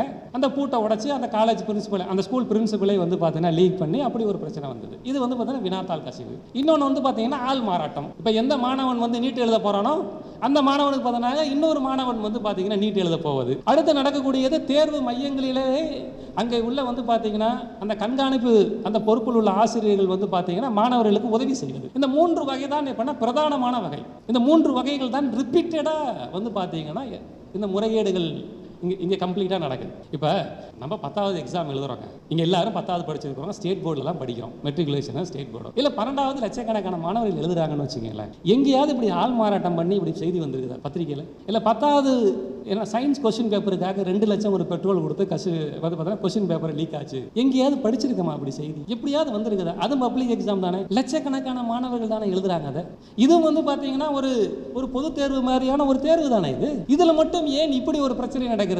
ஆனால் காமனாக நடக்கிற மற்ற எந்த பொது தேர்வுகளிலும் அப்படி நடப்பதில்லையே? ஏன் சிபிஎஸ்சிலேயே கூட இப்படி வினாத்தாள் கசிவுலாம் நடந்ததில்லை. இப்போது வந்து வந்து பிரச்சனை என்பது அது ஒரு சாஃப்ட்வேர் கம்பெனியை உள்ளே கொண்டு வந்தனால வந்த பிரச்சனை. அது வினாத்தாள் கசிவோ மற்ற பிரச்சனையே இல்லை. அது ஒரு சாஃப்ட்வேர் கம்பெனினால் வந்த பிரச்சனை. இப்போ இருக்கக்கூடிய பிரச்சனை, இப்போ வந்த பிரச்சனை, சமீபத்தில் வந்த சிபிஎஸ்இ அந்த இப்போ வினாத்தாள் அந்த டோட்டலிங் பண்ணுறதுல அந்த பேப்பர் கரெக்ஷனில் வந்த பிரச்சனைங்கிறது சாஃப்ட்வேர் கம்பெனியோட இஷ்யூ. அப்போ பொது தேர்வுகளெல்லாம் வராத பிரச்சனை ஏன் இப்போ நீட் தேர்வுக்கு மட்டும் வருது? இதே மாதிரியான பிரச்சனை ஜேஇக்கும் உண்டு. ஆனால் அதில் நம்பர் ஆஃப் ஸ்டூடெண்ட்ஸ் கம்மி. அப்போ இதை புரிந்து கொள்வதற்கு இன்னும் அந்த என்ன வகையில் அந்த முறைகேடுகள் நடக்குது என்பது இன்னும் கூட டீட்டெயிலாக நம்ம பார்த்தோம்னா புரிஞ்சுக்கலாம். இப்போ 2024 நடந்த அந்த முறைகேடு என்ன? ஜார்க்கண்டில் ஹசாரியாபாக்னு ஒரு இடம், அங்கே உள்ள ஒரு ஸ்கூல். அந்த ஸ்கூல் வந்து பார்த்தீங்கன்னா நீட் கோச்சிங் சென்டர், அதான் எக்ஸாமினேஷன் சென்டர். அந்த ஸ்கூல் வந்து பார்த்தீங்கன்னா ஒயாசிஸ் பப்ளிக் ஸ்கூல். அந்த ஸ்கூலில் முத நாளே வந்து பார்த்தீங்கன்னா கொஸ்டின் பேப்பர் வந்துருச்சு. ஏன்னா நீட் தேர்வு நம்மளுக்கு மத்தியானம் தான் நடக்கும் இல்லையா? கொஸ்டின் பேப்பர் முத நாளே வந்துருச்சு. அந்த ஸ்கூல் எப்போ பிரின்சிபாலும் அதோட வைஸ் பிரின்சிபாலும் சேர்ந்து என்ன பண்ணுறாங்க, ஒரு புரோக்கர் மூலியமாக இப்போ பங்கஜ்குமார் அண்ட் சஞ்சீவ் குமார், இந்த புரோக்கர்களின் மூலமாக என்ன பண்ணுறாங்க, அந்த ஸ்ட்ராங் ரூமை இப்போ உடைச்சு அந்த கொஸ்டின் பேப்பர் இருக்கிற அந்த பெட்டியை உடைச்சு அந்த சீலை பிரித்து எப்படின்னா கொஸ்டின் பேப்பரை ஃபோட்டோ மட்டும் எடுத்துக்கிறாங்க. அதை அப்படி எடுத்தோன்னா திருப்பி ஒட்டி அதை மூடி வச்சிடறாங்க. அவங்க என்ன பண்ணுறாங்க, கொஸ்டின் பேப்பரை காலையில் எடுக்கிறாங்க. அதாவது மத்தியானம் தான் எக்ஸாம் நடக்குது. காலையில் 7:45 மணிக்கெல்லாம் கொஸ்டின் பேப்பர் இப்படி எடுத்துறாங்க, கேப்சர் பண்ணி எடுத்துறாங்க. அவன் என்ன பண்ணுறான், அதை உடனே தன்னுடைய வந்து பார்த்தீங்கன்னா இன்னொரு அது வந்து பார்த்தீங்கன்னா கோ கான்ஸ்பிரேட்டர் இருக்கான் இல்லையா, சஞ்சீவ் குமார், இப்போ அவனுக்கு கொடுக்குறான். அவன் என்ன பண்ணுறான், ஆல்ரெடி சால்வர் வந்து ஃபிக்ஸ் பண்ணியிருக்காங்க. இதில் சால்வருக்கு அதிகமான காசு. ஆக்சுவலாக சால்வர்னா யாருன்னா, இந்த நீட் இந்த ஆன்சர் கண்டுபிடிக்கிறது, அடுத்து இந்த ஜேஇ தேர்வை சால்வ் பண்ணி அந்த டைமுக்குள்ளே சால்வ் பண்ணுறதுக்கு 5 லட்சத்துலேருந்து 10 லட்சம் வரைக்கும் நீங்கள் கொடுத்தீங்கன்னா ஆள் கிடைப்பாங்க. அதான் ஆள் மாறாட்டத்தில் நடக்கிறது. இப்போ அவங்கள வச்சு 2 மணி நேரத்தில் சால்வ் பண்ணிடுறான். உங்களுக்கு எப்போ காலையில் 8 மணிக்கு வந்து அதான் உங்களுக்கு மொத்த கொஸ்டினும் கிடைக்குது. எப்போனா 10-11 மணிக்குள்ளே உங்களுக்கு நீட் கொஸ்டினும் ஆன்சரும் கிடைச்சிருது. அதை உடனே என்ன பண்ணுறான், அந்த ஜார்க்கண்டில் இருக்கிற அந்த ஸ்கூலில் மட்டும் இல்லாமல் பாட்னாவில் இருக்கக்கூடிய 2 ஸ்கூலுக்கு அனுப்புகிறான். ஸோ மொத்தம் வந்து பார்த்தீங்கன்னா 155 மாணவர்கள். ஒரு கொஸ்டின் பேப்பரோட ரேட்டு வந்து பார்த்தீங்கன்னா 10லிருந்து எப்படின்னா 20 லட்சம் வரை. இந்த 155 மாணவர்களுக்கும் இந்த கொஸ்டினும் அந்த ஆன்சரும் போகுது. அவங்களுக்கு 11 மணிக்கெல்லாம் கிடைச்சிருது. எக்ஸாம் 2 மணிக்கு, அதுக்கு முன்னாடி அரை மணி நேரத்துக்கு முன்னாடி போயாகணும். அந்த இடையில இருக்கிற 2 மணி நேரத்தில் மாணவர்கள் என்ன பண்ணுறான், ஆன்சரை மக்கப் பண்ணுறான். அந்த 155 மாணவர்களில் 2 பேர் வந்து பார்த்தீங்கன்னா 570 மார்க் மேலே எடுக்கிறான். அப்போ இந்த கேஸ் வெளியே வருது. அது பீகார் வந்து பார்த்தா லோக்கல் போலீஸ் வந்து ஃபஸ்ட்டு இந்த கேஸை வந்து பார்த்தீங்கன்னா அதை ரெஜிஸ்டர் பண்ணுறாங்க. அதுக்கப்புறம் என்னவா மாறுதுன்னா, பீகாரினுடைய எக்கனாமிக் அஃபென்ஸ் விங். நீங்கள் வந்து கால்குலேட் பண்ணி பாருங்கள், ஒரு கொஸ்டின் பேப்பரோட விலை 10 லட்ச ரூபாயிலிருந்து எப்போனா 20 லட்சம் ரூபா எப்போனா ஒரு மாணவருக்கு. ஏன்னா 155 மாணவர்கள் அது போல் பண்ணியிருக்கிறாங்க. நீங்கள் மல்டிப்ளை பண்ணிக்கிங்க. எப்போனா அது உள்ள 15 கோடி இல்லாட்டி 16 கோடி இன்வால்வ் ஆயிருக்குது. சிம்பிளா அது ஜஸ்ட் எடுத்து காப்பி பண்ணி அந்த ஆன்சர் சால்வ் பண்ணி கொடுத்ததுக்கு மட்டுமே இவ்வளோ தொகை வந்திருக்குது. அப்போ பீகாரினுடைய அந்த மாநிலத்தில் இருக்கக்கூடிய எக்கனாமிக் அண்ட் அஃபென்ஸ் விங்கு வருது. வினாத்தாள் எப்பனா கசிவு நடந்தது, அதில் முறைகேடுகள் நடந்திருக்கிறது வந்து பார்த்தீங்கன்னா உறுதிப்படப்படுது. அந்த கேஸ் சிபிஐ எடுக்குது. அப்புறம் அந்த கேஸ் வந்து சுப்ரீம் கோர்ட்டுக்கு போகுது. இந்த முறையில் தான் வந்து பார்த்தீங்கன்னா இந்த ஊழலை வெளியே வர ஆரம்பிச்சு. இந்த கேஸில் தான் வந்து பார்த்தீங்கன்னா 45 பேர் எப்படின்னா கைது பண்ணப்பட்டார். அதில் இதுக்கு பின்னாடி மாஸ்டர் மைண்டாக இருந்த பங்கஜ்குமார் அண்ட் சஞ்சீவ் குமார், இவங்க 2 பேருமே அந்த கேஸுக்குள்ள இருக்கிறாங்க. நான் முன்னாடி பேசும்போது சொன்னேன் இல்லைங்களா, அதில் 44 பேர் எப்படின்னா பெயில் கிடைச்சிருச்சு. அதில் சஞ்சீவ் குமாரை சிபிஐ பேரே சேர்க்கல உள்ள. இந்த சஞ்சீவ் குமார் மீது இப்போ ஏற்கனவே பீகாரில் வந்து நடந்த பொது தேர்வில் வந்து பார்த்தீங்கன்னா அந்த வினாத்தாள் கசிவு அந்த இதில் ஊழல் குற்றச்சாட்டப்பட்ட ஏற்கனவே வழக்கு விசாரணை நடந்துகிட்டு இருக்கிற ஒரு நபர். அவன் அந்த நபரை தான் மாஸ்டர் மைண்டுன்னு பத்திரிகைகள் எழுதினாங்க. அப்போ அந்த மாஸ்டர் மைண்டு இப்போ தான் ஜூன் மாதம் 23ஆம் தேதி தான் இந்த வருஷம் 2024 பதியப்பட்ட வழக்கு. இப்போ ஜூன் 2026 ஜூன் மாதம் 23ஆம் தேதி தான் சிபிஐ வந்து என்ன சொல்லுச்சுன்னா, இல்லை எந்த எவிடன்ஸும் இல்லை அவர் மேலே வந்து அவர் அந்த வினாத்தாள் கசிவில் சம்மந்தப்பட்டவர்னு சொல்லி அவர் பேரை ரிமூவ் பண்ணிடுச்சு. அவர் பேரை சேர்க்கல அந்த சார்ஜ் ஷீட்டில். இன்னொன்று ஆள் மாறாட்டம். இங்கே ஆள் மாறாட்டம் தமிழ்நாட்டிலே நடந்திருக்கு. 2020 வாக்கில் தேனி மெடிக்கல் காலேஜில் ஒரு ஸ்டூடெண்ட், அந்த ஸ்டூடெண்ட் பேர் உதித் குமார் நினைக்கிறேன். அந்த மாணவர் என்ன பண்ணியிருக்கிறான், தனக்கு பதிலாக இன்னொருத்தனை வச்சு நீட் எக்ஸாம் எழுதியிருக்கிறான். அது சென்டர் அவன் தமிழ்நாட்டில் போடல. சென்டர் வந்து அவன் போட்டது மும்பையில். அவன் சென்டர் மும்பை, அவன் தமிழ்நாட்டுக்காரன். அவன் சென்டர் மும்பை. இவன் இங்கேருந்து இப்போ மும்பையில் போய் எக்ஸாம் எழுதுவதற்கும் அங்கே ஒரு ஆளை பிடிச்சிருக்கான். அந்த ஆள் வந்து பார்த்தீங்கன்னா வேறொரு மாநிலத்துக்காரன், அதாவது சால்வர். இப்போ இவனுக்கு பதிலாக அவன், அந்த சால்வர் வந்து பார்த்தீங்கன்னா அவனும் வந்து மகாராஷ்டிரா மும்பை கிடையாது, அவன் இன்னொரு மாநிலத்தை சேர்ந்தவன். இந்த புரோக்கர் வேலை பார்த்தவன் எல்லாருமே வந்து இந்த மொத்த புரோக்கர் வேலையும் பார்த்தவன் கேரளாக்காரன். ஒரு சாதாரண இப்போ ஆள் மாறாட்டம் இங்கே தமிழ்நாட்டில் தொடங்கி மகாராஷ்டிரா போய் மகாராஷ்டிரா வந்து இன்னொரு வந்து பார்த்தீங்கன்னா மாநிலத்துக்கு போய் இந்த மொத்த ஆள் மாறாட்டத்தையும் கோஆர்டினேட் பண்ணுறது கேரளாக்காரன். இது எப்படி சாதாரணமாக நடந்துருமா? சாதாரணமாக இது நடக்க வாய்ப்பு இருக்கா? நீங்கள் நீட் தேர்வு எப்படி நடக்குது? நம்ம பசங்க போகும்போது அவங்க என்ட்ரன்ஸில் எப்படி செக் பண்ணுறாங்க? நீங்கள் தோட்ட கலட்டு உள்ள தோட்டுக்குள்ள ஏதாவது கேப் இருந்ததுன்னா அதுக்குள்ள பேப்பர் ஏதாவது வச்சிருக்கியா, குச்சி விட்டு நோண்டி எடுக்கு. நீ போட்டிருக்க டாலர்ல ஏதாவது உள்ள ஏதாவது இருக்குதா, உள்ள பிட்டு வச்சிருக்கியா, இல்லை பையன் ஏதாவது உள்ள வச்சிருக்கிறானா, எவ்வளோ செக் பண்ணுறாங்க. நீங்கள் போகும்போது நம்ம பசங்க எப்படி போவாங்க, சிம்பிளாக ஒரு ட்ராக்கும் சிம்பிளாக ஒரு டிஷர்ட்டோட தான் நம்ம போவாங்க. அது நான் ஒன்றும் கொண்டு வரலடா, நீங்கள் ஒன்றும் செக் பண்ண வேணாம்னு நம்ம பசங்களே சொல்றது. அது எவ்வளோ செக் பண்ணுறான். எப்படி மாணவர்களை மன ரீதியாக இப்படி குற்றவாளிகள் போல் துன்புறுத்துகிறார்கள். அது கேட்டால் என்ன விளக்கம் சொல்கிறான், இல்லை இது வந்து பார்த்தீங்கன்னா புல் ப்ரூஃப் சிஸ்டம், எந்த ஒரு தப்பு நடந்துடக்கூடாதுன்னு நாங்கள் இப்படி பண்ணுறோம். அப்போ இதெல்லாம் என்ன வெங்காயம். எப்படி தமிழ்நாட்டிலேருந்து ஒருத்தன் அங்கே போய் பண்ணது, இது பின்னாடி எப்படி ஒரு ஆர்கனைஸ்டு நெட்வொர்க்காக இல்லாமல் இது எப்படி இயங்க முடியும், அப்படி முடியுமா ஏதாவது. இங்கேருந்து எப்படி அவன் மகாராஷ்டிராவில் இவனே ஒரு ஆளை கண்டுபிடிச்சி தனக்கு பதிலாக ரீப்ளேஸ் பண்ண முடியுமா, அங்கே போய் ஒரு சால்வரை கண்டுபிடிச்சி அப்படி ஏதாவது, அதுக்கெல்லாம் சாத்தியமே கிடையாது. இது ஒரு ஆர்கனைஸ்டு நெட்வொர்க். இந்த நெட்வொர்க்குகளுக்கு பின்னாடி இருப்பது கோச்சிங் சென்டர் தான். நான் 2024 பீகாரில் நடந்த அந்த வினாத்தாள் கசிவுக்கு பின்னாடி இருப்பதும் கோச்சிங் சென்டர் தான். இப்போ 2026 கேஸை பாருங்க. அதே 2024 இன்னொரு முறைகேடும் நடந்தது. அது என்ன முறைகேடு, இப்போ நம்ம பிரதமருடைய வந்து ஃபேமஸ் அந்த தொகுதி இருக்கு இல்லையா, கோத்ரா, அந்த தாலுக்காவில் இருக்கக்கூடிய ஒரு பள்ளி, அந்த பள்ளியில் வந்து பார்த்தீங்கன்னா அந்த எக்ஸாம் சென்டருக்கு டெப்டி சூப்பரண்டாக இருக்கிறவர் அவர் என்ன சொல்கிறாரு, அதாவது அவர் வந்து பார்த்தீங்கன்னா இன்விஜிலேஷன் போகிற ஹாலில் அவர் என்ன சொல்கிறாரு, இப்போ மாணவர்கள்ட்ட உங்களுக்கு என்ன கேள்விக்கு ஆன்சர் தெரியுதோ அந்த கேள்வி மட்டும் டிக் பண்ணுங்க, மற்ற ஆன்சரை பிளாங்கா விட்டுருங்க. அப்போ என்ன அர்த்தம், அது எக்ஸாம் முடிஞ்ச பின்னாடி நான் ஃபில் பண்ணிக்கிறேன் அப்படிங்கிறது. அதுக்கு ஒரு பேப்பருக்கு வந்து பார்த்தீங்கன்னா ஒரு மாணவருக்கு 7 to 10 லட்சம் வரைக்கும் வந்து பார்த்தீங்கன்னா ஒரு மாணவர் அவனை பிடிச்சிருக்காங்க, அவன் மேலே கேஸ் ஃபைல் பண்ணியிருக்காங்க. இப்போ நடந்தது இதே ஆள் மாறாட்டம் 2024 மகாராஷ்டிராவில் நடந்தது. அது ஒரு 15 பேரை பிடிச்சிருக்கிறாங்க. அப்போ இது எப்படி நடக்க முடியும், தானாக நடக்க முடியுமா, அவன் வரணும். இப்போ நீங்கள் ஆள் மாறாட்டத்தில் கூட நீங்கள் பார்த்தீங்கன்னா உங்களுடைய வந்து ஃபேஸும் உங்களுடைய கொஸ்டின் பேப்பரும் செட் ஆகணும், இப்போ உங்களோட ஐடியும் செட் ஆகும். அப்போ இதெல்லாம் அந்த ஹாலில் இப்போ இருக்கக்கூடிய இன்விஜிலேட்டர் இருக்காங்க இல்லையா, இப்போ அவங்களுடைய ஒப்புதல் இல்லாமல் நடக்குமா, அதெல்லாம் நடக்கிறதுக்கு சாத்தியமே இல்லை. அப்போ இந்த அதிகாரிகள், அந்த பள்ளி ஆசிரியர்கள், அதே போல் கோச்சிங் சென்டர்ஸ், இது எல்லாம் சேர்ந்து நடக்கக்கூடிய வந்து பார்த்தீங்கன்னா ஒரு கூட்டு மாஃபியா மாதிரியான ஒரு வேலை. இது நம்மளை கற்பனைக்கு அப்பாற்பட்டது. நம்ம இப்போ 80களில் இல்லை 75களில் பார்த்த ஜெய்சங்கர் படத்தை விட பயங்கரமானது. அதில் தான் நம்ம பார்த்துருப்போம் இல்லையா, வில்லன் அப்படி வருவார், அங்கே போய் ட்ரிக்கு இருக்கும், இங்கே ஒரு வந்து நோட்டு வச்சுருப்பாங்க. அதெல்லாம் விட ரொம்ப பயங்கரமானது. இது நம்ம கற்பனையே செய்ய முடியாத அளவுக்கு நடக்குது இதில். இப்போ 2026 பிரச்சனை என்ன, 2026 வந்து பார்த்தீங்கன்னா மே 3 எக்ஸாம் ஆக்சுவலாக முடிஞ்சிருச்சு, யாரும் எதிர்பார்க்கல. மே 5 உங்களுக்கு வந்து பார்த்தீங்கன்னா ராஜஸ்தானில் வந்து போலீஸுக்கு ஒரு இன்ஃபர்மேஷன் கிடைக்குது, அவங்களுக்கு ஒரு புக் பேங்க் கிடைக்குது. அதில் வந்து பார்த்தீங்கன்னா ஒரு 60 கொஸ்டினுக்கு மேலே வந்து அது ஒரு கோச்சிங் சென்டர் கொடுத்த புக் பேங்க். அதில் 60 கொஸ்டினுக்கு மேலே என்ன ஆகுதுன்னா, சாரி எப்போனா 120 கொஸ்டின், கிட்டத்தட்ட 120 to 140 கொஸ்டின் எப்போனா நீட் தேர்வில் கேட்கப்பட்ட கேள்வியோடு மேட்ச் ஆகுது. அது போலீஸ் எடுத்து இன்வெஸ்டிகேட் பண்ண ஆரம்பிக்கிறாங்க. அவங்களுக்கே சந்தேகம் வருது, இது எப்படி கோச்சிங் சென்டர் கொடுத்த அந்த புக் பேங்கில் அதுவும் இது எப்படி மேட்ச் ஆகுது. இப்போ நம்ம வந்து 10th 12th படிக்கும் போதெல்லாம், இப்போ நாங்களாம் படிக்கும் போதெல்லாம் கோச்சிங் கிளாஸ், அதாவது வந்து இப்போ டியூஷன் போவோம். அந்த டியூஷனில் புக் பேங்க் ஒன்று இருக்கும். நான் சொல்வது 2000 1995 8 அந்த காலகட்டங்களில் புக் பேங்க் இருக்கும். அது வந்து பார்த்தீங்கன்னா பப்ளிக் எக்ஸாமுக்கு இந்த கொஸ்டின்லாம் வரலாம், இந்த வருஷம் இந்த கொஸ்டின் இப்போ நான் வருவான் அப்படின்னு முன்கூட்டியே தீர்மானித்து கொடுப்பாங்க. அதை படித்தோம்னா நீங்கள் பாஸ் ஆகிக்கலாம், இல்லை ஹை ஸ்கோர் எடுக்கலாம் அப்படிங்கிறது. இங்கேயும் அதே போல் ஒரு கோச்சிங் சென்டர் தன்னுடைய மாணவர்களுக்கு என்ன பண்ணியிருக்குன்னா, இப்படி ஒரு இப்போ மாதிரி வினாத்தாளை கொடுத்துருக்கு. அதுக்கு பேர் என்ன, கெஸ்ட் பேப்பர்னு பேர். இந்த கெஸ்ட் பேப்பரில் கேட்கப்பட்ட 140 கேள்விகள், இங்கே நீட்டில் கேட்கப்பட்ட 180 கேள்விகளில் இப்போ 140 கேள்வி மேட்ச் ஆகுது. அது எப்படி மேட்ச் ஆக முடியும்? NTA ஹை பவர்ட் சிஸ்டம், யாரும் உள்ளே போக முடியாது. நாங்கள் திறமையான மாணவர்களை இப்போ உருவாக்குகிறோம். இந்த சவுலாலாம் நம்ம தொடர்ச்சியாக கேட்குறோம், இவங்க பேசிக்கிட்டே இருக்கிறாங்க.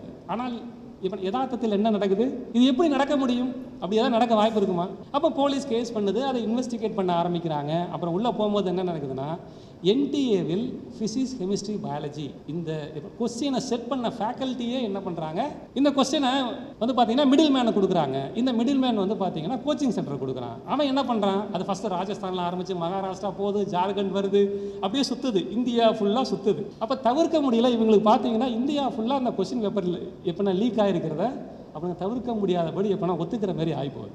ஆரம்பத்தில் NTA ஒத்துக்கவே இல்லை. நிறைய தரவுகள் எப்போனா வர ஆரம்பிக்கவும் தான் எப்போனா NTA அதை ஒத்துக்குச்சு. வேறு வழியே இல்லாமல் வந்து பார்த்தீங்கன்னா எக்ஸாமை கேன்சல் பண்ணுற நிலைமைக்கு போனாங்க. இங்கேயும் எப்போனா யார் இருக்கிறா, அதே கோச்சிங் சென்டர்ஸ் தான். நான் சொன்ன இந்த 3 எப்போனா வகையான நீட் தேர்வு முறைகேடுகளில் இந்த ஆள் மாறாட்டமோ, இல்லை வினாத்தாள் கசிவோ, இல்லை கோச்சிங் சென்டருக்குள்ளே, அதாவது எக்ஸாம் சென்டருக்குள்ளே வந்து பார்த்தீங்கன்னா மாணவர்களுக்கு எப்போனா ஃபேவர் பண்ணுவதோ, இது எல்லாமே எப்போனா கோச்சிங் சென்டர்கள் இல்லாமல் நடக்க முடியாது. அதே போல் இதுக்கு பின்னால் என்னால் ஒரு ஆர்கனைஸ்டு இந்தியா முழுவதும் உள்ள ஒரு ஆர்கனைஸ்டு நெட்வொர்க் இல்லாம செய்யவே முடியாது. இதுதான் நீங்க மையமா இருக்கக்கூடிய பிரச்சனை. அப்ப இந்த சட்டங்களோ இல்லை, அதாவது கடுமையான சட்டங்களோ இல்லை, இந்த பார்த்தீங்கன்னா கமிட்டியோ இந்த பிரச்சனையை எப்படி அட்ரஸ் பண்ண போகுது? சட்டத்தில் ஒரு வார்த்தை கூட கோச்சிங் சென்டருடைய முறைகேடுகளை நாங்கள் தண்டிப்போம்னு ஒரு இடத்துலையும் இல்லை. ஆனால் இந்த இந்த இந்த முறைகேடுகளுக்கு பின்னால் இருப்பது கோச்சிங் சென்டர்ஸ் தான், அவங்களுக்கு இடையே இருக்கக்கூடிய போட்டி தான். அப்போ அது எப்படி சரி பண்ணுறது?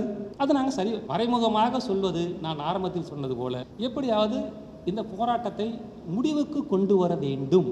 அதுதான் ஆட்சியாளர்களுடைய கண்ணோட்டம். அதற்காக வழக்கமாக நடக்கக்கூடிய சட்ட ரீதியான சடங்குத்தனம் தான் இந்த கடுமையான சட்டம் என்பதும் கமிட்டிகள் போடுவதும். இங்கே இருக்கிற நிறைய பேர் மாணவர்களாக இருக்கீங்க, நான் சட்டத்தை சடங்குத்தனம் அப்படின்னு சொல்ல போகும்போது உங்களுக்கு என்னன்னு கூட யோசிக்க தோணலாம். அது பொதுவாக வழமையாக நடப்பது. நீங்கள் இதுக்கு முன்னாடி நடந்த பல கமிட்டிகளை போய் நீங்களே தொலைவி பாருங்க, அதனுடைய ரெக்கமெண்டேஷன்ஸ் என்னன்னு பாருங்க, ஒவ்வொரு பிரச்சனைக்கும் அது என்ன செஞ்சிருக்காங்கன்னு பாருங்க. அதெல்லாம் எதுவும் செய்ததே இல்லை. அப்போ இந்த கோச்சிங் சென்டரினுடைய முறைகேடு, அதாவது கோச்சிங் சென்டரை கட்டுப்படுத்தாமல், அவர்களுக்கு இடையே இருக்கக்கூடிய போட்டியை கட்டுப்படுத்தாமல் இதை நம்ம செய்ய முடியாது. இப்போ நம்ம கோச்சிங் சென்டர்னு சொன்னால் இப்போ நம்ம இப்போ யார் நமக்கு தெரியும்? இப்போ ஆகாஷ் தெரியும். இப்போ நம்ம ரோட்டில் போனாவே இப்போ ஆலன் இருக்கும். இப்போ வேதாந்து, அன் அகாடமி, இப்போ ஃபிசிக்ஸ் வாலா, அது இல்லாமல் ஸ்கூலே நடத்துகிறாங்க. இப்போ நாராயணா, சைத்தன்யா, வேலம்மாள். நீங்கள் பத்திரிகைகளை திறந்துங்கன்னா இப்போ நீட்டு இப்போ ரிசல்ட் வந்த பின்னாடி நீங்கள் ஆங்கில பத்திரிகைகளோ தமிழ் பத்திரிகைகளோ பார்த்தீங்கன்னா முதல் 4 பக்கத்துக்கு முழுவதும் இவர்களுடைய விளம்பரங்கள் தான். நீங்கள் டிவி எடுங்க, நகைக்கடை விளம்பரம் வருவது போல தனியார் பள்ளிகளிடையும் அவர்களுடைய விளம்பரமும் அந்த நீட் கோச்சிங்கான விளம்பரமும் இப்போ இருக்கிறது இல்லையா? அப்போ அது என்ன நடக்குது? அது அவர்களுக்கு இடையே பார்த்தீங்கன்னா கடுமையான போட்டி. இப்போ சார் பேசும்போது ஒரு விவரத்தை சொன்னார். இங்கே இருப்பதே மொத்தம் பார்த்தீங்கன்னா 1,70,000 சீட்டு. நான் சொல்ல தோராயமாக, இது முன்ன பின்ன சில ஆயிரங்கள் இருக்கலாம். இப்போ 1,70,000 சீட்டு அரசு கல்லூரிகளில், அரசு மருத்துவக் கல்லூரிகளில் இந்தியா ஃபுல்லாக பார்த்தீங்கன்னா தோராயமாக 67,000 சீட்டு தான் இருக்குது. மிச்ச சீட்டெல்லாம் தனியாருக்கு தான் போகும். இப்போ சார் அதனுடைய ஃபீஸ் ஸ்ட்ரக்சர்லாம் சொன்னாங்க. கதிரவன் அரசு கல்லூரிகளில் 30,000 40,000 தான் ஃபீஸ். தனியார் கல்லூரிகளில் அது லட்சக்கணக்கில் இருக்குது. நீங்கள் டீம்டு யூனிவர்சிட்டியில் அது பார்த்தீங்கன்னா இன்னும் அதிகமாக இருக்குது, கற்பனை செய்ய முடியாத அளவுக்கு இருக்குது. அப்போ மாணவர்களுக்கு இடையே என்ன தேவையாக இருக்குது? இப்போ பெற்றோர்களுடைய தேவை என்னவா இருக்குது? எப்படியாவது மாணவர்கள் இந்த ரேங்கிங்கில் டாப் வந்துட்டாங்கன்னா இப்போ செலவு மிச்சம் தானே. நீங்கள் இப்படி நான் சும்மா ஒரு லாஜிக் சொல்கிறேன். நீங்கள் ஒரு பெற்றோராக கற்பனை பண்ணி உங்கள் பையன் கண்டிப்பாக என்னென்ன மெடிக்கலுக்கு போகணும்னு தான் நினைக்கிறான், வேறு வழியே இல்லை, அடமுடி. ஆனால் அதுக்கு டாப் ஸ்கோர் வரணும். நீங்கள் பார்த்தீங்கன்னா டாப் 60,000 ரேங்க்குள்ளே வந்தால் தான் மெடிக்கல் காலேஜ் இந்தியா ஃபுல்லாக இங்கே கிடைக்கும். நீங்கள் தமிழ்நாட்டிலே இருந்து தமிழ்நாட்டிலே படிக்கணும்னு சொன்னால் நீங்கள் டாப் எப்போ 1000 ரேங்க்குள்ளே தான் வரும், இல்லைன்னா சீட்டு கிடைக்கும். அதாவது ஒரு 5000 சீட்டுக்கு 5000 ரேங்கிங் வந்தால் தமிழ்நாட்டு காலேஜிலே கிடைக்கும். அப்படி பையனும் மார்க் எடுக்க முடியல. இப்போ பேரண்ட்ஸ் என்ன நினைப்பா? 50 லட்சம் 60 லட்சம் எப்போனா ஒரு வருடத்திற்கு எப்போனா பணம் கட்டி மாணவரை படிக்க வைப்பதற்கு பதிலாக 10 லட்சம் கொடுத்து ஆள் மாறாட்டம் செய்தோ இல்லை கொஸ்டின் பேப்பரை பார்த்தா வாங்கிட்டோ அது எப்படியாவது நடந்துடாதா? இப்படி ஒரு கண்ணோட்டம் வருமா இல்லையா? இந்த தேனியில் அங்கே பார்த்தீங்கன்னா மருத்துவக் கல்லூரியில் அங்கே நடந்த இந்த ஆள் மாறாட்டம் சொன்னேன் இல்லையா, அந்த மாணவர்களுடைய தந்தை ஸ்டான்லி மெடிக்கல் காலேஜில் மெடிக்கல் ப்ரொஃபஸர். நீங்கள் சிந்திச்சு பாருங்கள். அப்போ அதனால தான், இந்த காரணத்தினால தான் பார்த்தீங்கன்னா உங்களுக்கு இவ்வளோ போட்டி இருக்குது. இந்த காரணத்தினால தான் இவன் பார்த்தீங்கன்னா மிஷன் இம்பாசிபிள் படத்தில் வர்ற மாரி இவன் பார்த்தீங்கன்னா கொஸ்டின் பேப்பர் எடுத்து போகிறான். நீங்கள் கற்பனை பண்ணி பாருங்களேன். நான் சொன்னேன் இல்லையா, இப்போ 10வது தேர்வு இருக்குது, 12வது தேர்வு இருக்குது, அது கொஸ்டின் பேப்பர் வரும், இயல்பாக போகும். யாரும் பார்த்தீங்கன்னா வண்டியெல்லாம் ஹைஜாக் பண்ணுறதெல்லாம், யாரையும் அட்டாக் பண்ணுறதெல்லாம் இல்லை. இப்போ எப்படி நடந்தது? நீட்டினுடைய ரீ எக்ஸாம் எங்கே கொஸ்டின் பேப்பர் பிரிண்ட் ஆகுதோ அந்த இடத்துல இருந்து எங்கே சென்டர் இருக்குதோ அந்த காமன் ஹப்புக்கு என்ன பண்ணுறான்? இந்தியன் ஏர்ஃபோர்ஸினுடைய ஹெலிகாப்டரை பயன்படுத்தி போலீஸ் பாதுகாப்போட ஹெலிகாப்டரில் கொண்டு வந்து அங்கே இறக்கினான். அங்கேருந்து எப்போனா எக்ஸாமினேஷன் சென்டருக்கு எப்படி கொண்டு போனான்? அதாவது போஸ்ட் ஆஃபீஸினுடைய வாகனம், அதில் தான் கொஸ்டின் பேப்பர் இருக்குது. எப்போனா முன்னாடி ஒரு 10 போலீஸு, அவங்க பார்த்தீங்கன்னா துப்பாக்கி வச்சுருக்கிறாங்க, பின்னாடி ஒரு 10 போலீஸு. இங்கே தமிழ்நாட்டில் இன்னொரு கூத்து நடந்தது சவுத்தில். அந்த அந்த கொஸ்டின் பேப்பர் கொண்டு போன அந்த போஸ்ட் ஆஃபீஸ் வண்டி இருக்கு இல்லையா, அது பஞ்சர் ஆயிடுச்சு. பஞ்சர் ஆனால் இவனுக்கு பதட்டம் ஆயிடுச்சு. ஆமாம், உள்ளே பார்த்தீங்கன்னா இப்போ பல லட்சம் கோடி வயிறு இருக்குதுல்ல, யாராவது அட்டாக் பண்ணி எடுத்துட்டாங்கன்னா உடனே லோக்கல் போலீஸுக்கு பார்த்தீங்கன்னா கூப்பிட்றானுங்க. பார்த்தீங்கன்னா 2 அடுக்கு பாதுகாப்பு, 3 அடுக்கு பாதுகாப்பு, இதெல்லாம் டிவியில் ஹைலைட்டாக ஓடிட்டு. இப்போ லோக்கல் போலீஸஸ்லேருந்து துப்பாக்கி தூக்கிட்டு அவ்வளோ போலீஸ் வர்றாங்க. அது என்ன ஒரு சாதாரண எக்ஸாம் தானே நடத்துறீங்க நீங்கள், வேறு என்ன இருக்குது அதில்? மிஷன் இம்பாசிபிள் படத்தில் வர்ற மாரி காட்டுறது, அது எல்லாரும் பார்த்துருப்போம்னு நினைக்கிறேன். டாம் குரூஸ் ஏதோ ஒரு விஷயத்துக்காக அவர் ஏரோப்ளேன் மேலே ஓடுவார், எப்போ 1000 அடியிலேருந்து குதிப்பார், பார்த்தீங்கன்னா தண்ணிக்குள்ளே உள்ளே போவார். இந்த சாகச வேலைகள்லாம் இவன் சாதாரண ஒரு எக்ஸாம் நடத்துறதுக்கு இவன் பண்ணிட்டு இருக்கிறான். டே, நாங்கள் ரொம்ப வருஷமாக எப்போனா 10th எக்ஸாம் எழுதுகிறோம், ரொம்ப வருஷமாக 10வது எக்ஸாம் எழுதிட்டு தான் இருக்கிறோம். அந்த சாகசங்கள்லாம் ஒன்றும் அதில் இருக்கு இல்லையே. அப்போ இப்படி நடத்த வேண்டிய தேவை இருப்பது, இங்கே மிக மிக குறைவான மருத்துவ இடங்கள் இருப்பதும், இப்போ மற்ற இடங்களுக்கு மிக அதிகமான மருத்துவ அந்த கல்விக்கான கட்டணங்கள் இருப்பது. இந்த இடத்த வந்து பார்த்தீங்கன்னா கோச்சிங் சென்டர் இப்போ நான் கேப்சர் பண்ண முயற்சி பண்ணுறோம். இப்போ பாருங்கள் சிம்பிளாக இப்போ நீங்கள் வந்து பார்த்தீங்கன்னா இங்கே வேதாந்தம் இருக்குது. இப்போ இந்த கோச்சிங் சென்டர்ஸ் எல்லாமே இப்போ 22 லட்சம் மாணவர்கள் எக்ஸாம் எழுதுறாங்க. இப்போ இதில் கணிசமான பகுதி இப்போ என்னுடைய கோச்சிங் சென்டரில் சேரணும்னு சொல்லுவாங்க. அதுதான் அவனுடைய ஆசையாக இருக்கும். ஏன்னா இந்த அதிகமான பேரை சேர்த்தா தானே லாபம் ஈட்ட முடியும். அதுக்கு என்ன செய்யணும்? இப்போ நம்ம விளம்பரம் கொடுத்தா நம்பிடுவோமா? இப்போ நம்ம வந்து பார்த்தீங்கன்னா 2 லட்சம் 5 லட்சம் கட்டணும் இப்போ நான் கோச்சிங்காக. அப்போ நம்ம சொன்னால் நம்பிடுவோமா? அந்த கோச்சிங் சென்டர் என்ன செய்ய வேண்டியது இருக்குது? அதிலிருந்து இப்போ குறைஞ்சபட்சம் சில 100 மாணவர்களையாவது எப்படி மெடிக்கல் சீட்டுக்கு அனுப்ப வேண்டியது இருக்குது. அதை அவங்க என்னன்னா ப்ரூவ் பண்ணி காட்ட வேண்டியது இருக்குது. அப்படி காட்டலைன்னா அதில் மாணவர்கள் சேர மாட்டாங்க இல்லையா? அப்போ இவனுக்கு என்ன ஒரு நிர்பந்தம் வருது? கண்டிப்பாக தன்னுடைய இப்போனா கோச்சிங் சென்டர்களில் அதிகமான மாணவர்கள் வந்து சேரணும்னு சொன்னால் இவன் வந்து பார்த்தீங்கன்னா அதிகமான பாஸ் ரிசல்ட்டை காட்ட வேண்டி இருக்குது, அல்லது டாப் ரேங்கிங்கை காட்ட வேண்டியது இருக்குது. இங்கே ஏராளமான கோச்சிங் சென்டர் இருக்குது. அதாவது ஜெய்ஜாண்டிக்காக இருக்கக்கூடிய பெரிய பெரிய வந்து பார்த்தீங்கன்னா கோச்சிங் நிறுவனங்களாக இருக்கட்டும். இப்போ பைஜூஸோ இல்லை வேதாந்துவோ இல்லை வந்து பார்த்தீங்கன்னா அண்ணா அகாடமியோ இல்லை ஃபிசிக்ஸ் வாலாவோ இல்லை ஆகாஷோ இல்லை நாராயணாவோ இல்லை வேலம்மாளோ இதற்குள் பல பில்லியன் டாலர் அந்நிய முதலீடு உள்ள இருக்குது. நீங்கள் செய்தி பார்த்துருப்பீங்க. இப்போ நான் 2021 2022 நினைக்கிறேன். இப்போ நான் பைஜூஸ் வந்து ஆகாஷா வாங்குச்சு. அதோட தொகை எவ்வளோ தெரியுமா? அன்றைய டாலர் மதிப்புக்கு இப்போ $1 பில்லியன், $1 பில்லியன், அதாவது 100 கோடி அமெரிக்க டாலர். இன்றைய மதிப்புக்கு அது வந்து பார்த்தீங்கன்னா 9600 கோடி. என்ன ஒரு கோச்சிங் சென்டர் 9600 கோடிக்காக வாங்குறது? அப்போ அவனுடைய கணக்கு என்ன? 2020 2022க்கு இடையில் இந்த கொரோனா காலகட்டத்தில் மட்டும் இந்த கோச்சிங் சென்டர்களில் அதாவது முதலீடு செய்யப்பட்ட அந்நிய முதலீடுகளுடைய மதிப்பு ஏறத்தாழ 90,000 கோடி. இதெல்லாம் கற்பனை செஞ்சு பார்க்க முடியுதா நம்மளால? எவ்வளோ பெரிய தொகை இதுக்குள்ளே இன்வெஸ்ட் பண்ணியிருக்கிறாங்க. அப்போ இங்கே கோச்சிங் சென்டர் என்ன செய்ய வேண்டியது இருக்குதுன்னா, நான் வந்து அதிகமான மாணவர்களை இப்போ நான் நீட்டுக்கு வந்து பாஸ் பண்ண வச்சு இப்போ நான் மெடிக்கல் காலேஜுக்கு அனுப்புவேன்னு சொல்லி இப்போ நான் கண்டிப்பாக நிரூபிக்க வேண்டியது. அப்போ இந்த போட்டி இருக்குது இல்லையா? இந்த போட்டியில் அவர்கள் வந்து பார்த்தீங்கன்னா நேர்மையான முறையிலும் இப்போ நான் மாணவர்களை பாஸ் பண்ணி வைக்கிறாங்க, இப்போ நான் குறுக்கு வழிகளும் மாணவர்கள் பாஸ் பண்ண வைக்கிறாங்க. இது ரெண்டுமே நடக்குது. அதுக்குள்ள அது கம்ப்ளீட்டாக நடக்கலைன்னு சொல்ல முடியாது.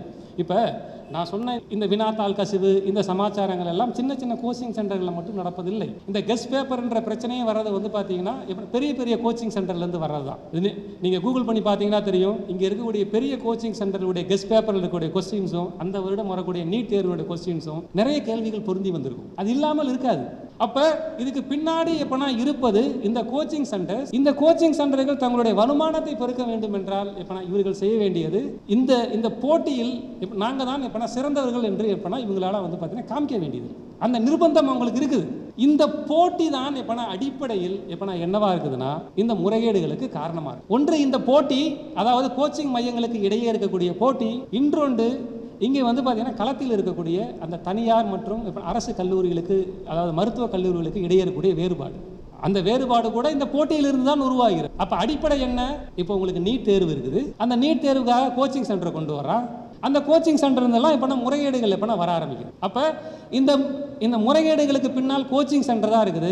இந்த முறைகேடுகளுக்கு பின்னால் எப்போ நீட் தேர்வு தான் காரணமாக இருக்குது. இது இல்லாமல் வேற என்ன காரணத்தை நம்ம சொல்றது? நீட்டினுடைய முறைகேடுகளை நாம் ஒழிக்க வேண்டும் என்று சொன்னால் நீங்கள் முதல்ல என்ன செய்ய வேண்டியது இருக்குன்னா நீட் தேர்வை எப்போ ஒழிக்க வேண்டியது. நீட் முறைகேடுகளை ஒழிக்க வேண்டும் என்று சொன்னால் இப்போ நீங்கள் வந்து பார்த்தீங்கன்னா என்ன செய்ய வேண்டியது இருக்குன்னா இந்த இப்போ கோச்சிங் சென்டர்ஸை ஒழிக்க வேண்டியது இருக்குது. கோச்சிங் சென்டர்ஸை ஒழிக்க வேண்டும் என்று சொன்னால் நீங்கள் முதல்ல வந்து பார்த்தீங்கன்னா நீட் தேர்வை ஒழிக்க வேண்டும். இதை செய்யாமல் அந்த முறைகேடுகளை நம்மால் உறுதியாக ஒழிக்க முடியாது. ஏனால் இது இந்த கோச்சிங் சந்தையில் இந்த கோச்சிங் சென்டர்களுக்கு இடையே இருக்கக்கூடிய அந்த போட்டியின் காரணமாக இப்போ உருவாகுது. ஏன் போட்டியின் காரணமாக உருவாகுதுன்னா, நான் ஒரே ஒரு புள்ளி உரத்தோடு நான் என்னுடைய உரையை முடிச்சு 2022 அப்போ வந்து ஒரு செய்தி. இப்போ நம்ம எல்லாத்துக்கும் தெரியும், இந்தியாவில் வந்து பார்த்தீங்கன்னா கோச்சிங் ஃபேக்ட்ரினா ராஜஸ்தானில் இருக்கிற கோட்டா தான். இது பரவலாக பத்திரிகைகளை வரும். அது நீட்டோ ஜேஇஓ இல்லை மற்ற எக்ஸாம்களோ அதுதான் வந்து பார்த்தீங்கன்னா ஹப். 2022 அங்கே எப்போனா ஏற்கனவே பிஸ்னஸ் பண்ணிட்டு இருக்க வந்து பார்த்தீங்கன்னா ஆலன் அந்த கோச்சிங் சென்டர் நம்மளுக்கு தெரியும். அடுத்து அந்த ஆஃப்லைனில் வந்து பார்த்தீங்கன்னா புதுசாக என்ட்ரி ஆகக்கூடிய அன்அகாடமிங்கிறது ஒரு கோச்சிங் சென்டர். அது வந்து பார்த்தீங்கன்னா ஒரு கோச்சிங் ஆக்சுவலாக கம்பெனி. இப்போ இந்தியாவில் பரவலாக எல்லா கோச்சிங்களும் கொடுக்குறாங்க. அவங்க ஆஃப்லைனாக ஆரம்பிக்கிறாங்க. அப்போ அன்அகாடமி என்ன பண்ணுதுன்னா ராத்திரியோட ராத்திரியா இந்த ஆலன் அந்த கோச்சிங் சென்டரில் இருந்த இந்த 40 ஆசிரியர்களை வந்து பார்த்தீங்கன்னா ராத்திரியோட ராத்திரியாக வந்து பார்த்தீங்கன்னா காசு கொடுத்து வாங்கிடுறான். அது எப்படி காசு கொடுத்து வாங்குறாங்கன்னா இதெல்லாம் நீங்கள் இப்படி ஒப்பிட்டுக்கலாம். இப்போ நம்ம ஊரில் எப்படி வந்து பார்த்தோன்னா குதிரை பேரம் நடக்கிற கதையெல்லாம் வருது இல்லையா? இன்னைக்கு காலையில் ஒன்று பேசுவாங்க, நாளைக்கு காலையில் பார்க்கும்போது இப்போ தலைகளாக இருக்கும் இல்லையா? அது நீங்கள் எப்படி புரிஞ்சுக்கணும்னா உண்மையாலுமே அவங்களுக்கெல்லாம் மக்கள் மீது அக்கறையினால தான் அப்படி பேசுகிறாங்கன்னு புரிஞ்சுக்கணும். அது உள்ள என்ன நடக்குதுன்னெல்லாம் கேட்கக்கூடாது. அதுபோல் இந்த ஃபேக்கல்ட்டிக்கு அவங்க என்ன பேசுகிறாங்கன்னா 2லிருந்து 5 கோடி ரூபா வரைக்கும் இப்போனா ஒரு வருஷத்துக்கு உண்டான சம்பளம் பேசுகிறாங்க. ராத்திரியோட ராத்திரியா என்ன நடக்குதுன்னா இந்த ஆலனில் இருந்து 40 ஆசிரியர்கள் இந்த அன் அகாடமி வந்து பார்த்தீங்கன்னா எடுத்துக்குது. அந்த ஆலன்லாம் 1000 மாணவர்களுக்கு மேலே அங்கே படிக்கிறான். அப்போ அவனுடைய நிலை இந்த பிரச்சனை வந்து பார்த்தீங்கன்னா நீட் எக்ஸாமுக்கு வந்து பார்த்தீங்கன்னா 2 வாரத்துக்கு முன்னாடி நடக்குது. அப்போ அந்த மாணவர்களுடைய நிலை என்ன? அதை பற்றிலாம் கவலையே இல்லை. இப்போ அந்த ஆலனுக்கு பின்னாடி இருப்பது யார்? ஆக்சுவலாக முல்ட்ரோச்ன்ற இப்போனா ஒரு தனியார் நிறுவனம். அந்த நிறுவனம் வந்து பார்த்தீங்கன்னா அமெரிக்காவில் இருக்கக்கூடிய நிறுவனம். இப்போலாம் படிச்சிருப்போம். உலகத்தில் இருக்கக்கூடிய பெரும்பான்மையான டிவி மீடியாக்களை கட்டுப்படுத்துவது, அது பத்திரிகைகளோ டிவி மீடியாவை கட்டுப்படுத்துவது முல்ட்ரோச் குரூப் தான். அவங்க தான் இன்வெஸ்ட் பண்ணியிருந்தாங்க. இப்போ ஆலனில் அன் அகாடமியில் இன்வெஸ்ட் பண்ணியிருப்பது யார்? ஜப்பானுடைய சாஃப்ட் பேங்க். இவனுங்க 2 பேரும் இந்த கோச்சிங் சென்டரில் இன்வெஸ்ட் பண்ணுறதுலேருந்து யார் இப்போனா அதிகமான மாணவர்களை எக்ஸாமில் பாஸ் செய்ய வைப்பது அப்படிங்கிற போட்டியிலிருந்து என்ன பண்ணுறாங்கன்னா ராத்திரியோட ராத்திரியாக 2லிருந்து 5 கோடி வரைக்கும் சம்பளம் தரேன்னு சொல்லி அங்கிருந்து இங்கே வந்து பார்த்தீங்கன்னா ஆசிரியர்களை கொண்டு வந்துட்டாங்க. இந்த போட்டியை எப்படி புரிந்து கொள்வது? இது என்ன மாணவர்களுக்கு கல்வி சொல்லிக் கொடுக்கக்கூடிய போட்டியாது? ஒரு கோச்சிங் நிறுவனம் ஒரு புதிதாக ஆரம்பிக்கக்கூடிய அது குறிப்பாக வந்து பார்த்தீங்கன்னா வெளிநாட்டு மூலதனத்தில் வந்து பார்த்தீங்கன்னா இயங்கக்கூடிய இந்தியாவில் இருக்கக்கூடிய அன் அகாடமி என்ற ஒரு கோச்சிங் நிறுவனம் தான் சந்தையில் எப்பனா கால் பதிக்க வேண்டும் என்பதற்காக இந்த ஃப்ராடு தனத்தை பண்ணுறான். அப்போ இது இந்த கோச்சிங் சென்டர்களுக்கு இடையே இருக்கக்கூடிய போட்டி தானே இது வேற என்ன இருக்குது? அந்த வினாத்தாள் கசிவை செய்வதும் கோச்சிங் சென்டர் தானே, அந்த கெஸ்ட் பேப்பரை நடத்துவதும், அந்த கெஸ்ட் பேப்பரை ப்ரொடியூஸ் பண்ணுறது கோச்சிங் சென்டர்ஸ் தானே. அப்போ இதுக்கு பின்னால் இருப்பதெல்லாம் வந்து பார்த்தீங்கன்னா இந்த கோச்சிங் சென்டர்ஸும் அவர்களுடைய இந்த போட்டியும். அப்போ அரசாங்கத்தினுடைய சட்டங்களோ கமிட்டிகளோ இதை ஒன்றும் செய்ய போவது இல்லை, அது உறுதி. இந்த தேர்வை ஒழிக்க வேண்டும் என்று சொன்னால், இந்த முறைகேடுகளை முதலில் இப்போ ஒழிக்க வேண்டும் என்று சொன்னால் கோச்சிங் சென்டர்ஸை ஒழிக்கும். அதுக்கு முதல்ல நீட்டை ஒழிச்சாதான் கோச்சிங் சென்டர் ஒழிக்கும். இது எப்படின்னா, இங்கே பக்கத்தில் ஒரு குட்டை இருந்ததுன்னா அதில் கொசு வரும். அதை வந்து பார்த்தோன்னா குப்பை கூலம் எல்லாம் விழுந்து கொசு வரும். அது வந்து பார்த்தோன்னா இங்கே உட்காந்துருந்தோம்னா கொசு வந்து கடிச்சிக்கிட்டே தான் இருக்கும். இப்போ நம்மளால் என்ன பண்ணுவான்? அதில் மருந்து அடிச்சுக்கிட்டே இருப்பான். அந்த கொசுனால் வரக்கூடிய நோய்கள் தான் வந்து பார்த்தீங்கன்னா இந்த முறைகேடுகள், இந்த விஷயங்கள் எல்லாம். நம்மளால் மருந்து அடிக்கிறதா அந்த சட்டம், இந்த கமிட்டி, இந்த சமாச்சாரங்கள். அந்த கொசுவை முற்றிலும் ஒழிக்க வேண்டும் என்றால் என்ன செய்ய வேண்டியது இருக்கு? அந்த குட்டையை முதல்ல அங்கிருந்து நீங்கள் இப்போ நீக்குவதோ இல்லை அந்த குட்டையை சுகாதாரமாக வைத்து கொள்வதோ தான். அல்லது அந்த குட்டையை முற்றிலுமாக வந்து பார்த்தீங்கன்னா அங்கிருந்து அப்புறப்படுத்துவதிலிருந்து தான் நீங்கள் கொசுவே அந்த இடத்துல இருந்து ஒழிக்க முடியும். இல்லாமல் எப்படி கொசுவை ஒழிப்பது? அதுபோலத்தான் இந்த நீட் விஷயமும். அப்போ நீட் தேர்வு ஒழிப்புக்கு, நீட் முறைகேடுகள் ஒழிப்பிற்கு முன் நிபந்தனையாக இருப்பது கோச்சிங் சென்டர்களை ஒழிப்பதை. கோச்சிங் சென்டர்களை ஒழிக்க வேண்டும் என்றால் இந்த தேர்வை ஒழிக்காமல் இது முடியாது. அப்போ இந்த நீட் தேர்வை எவ்வாறு இந்தியாவை விட்டு இப்போ விரட்டுவது இல்லது இப்போ ஒழிப்பது என்ற அந்த போராட்டத்தின் மூலமாகத்தான் இந்த ஊழல் முறைகேடுகளை முதல்ல சரி செய்ய முடியும். இல்லைன்னா முடியாது. நம்ம ஆளுங்க ரிவர்ஸில் பேசிட்டு இருக்கோம். இதுதான் இதில் இருக்கக்கூடிய உண்மை. நாம் இந்த நீட் தேர்வை ஒழிப்பதற்காக ஒன்று சேருவோம். இந்த தேர்வை இந்தியாவை விட்டு கட்டாயமாக ஒழித்தெழுவோம் என்று கூறி வாய்ப்புக்கு நன்றி கூறி விடைபெறுகிறேன். நன்றி, வணக்கம்.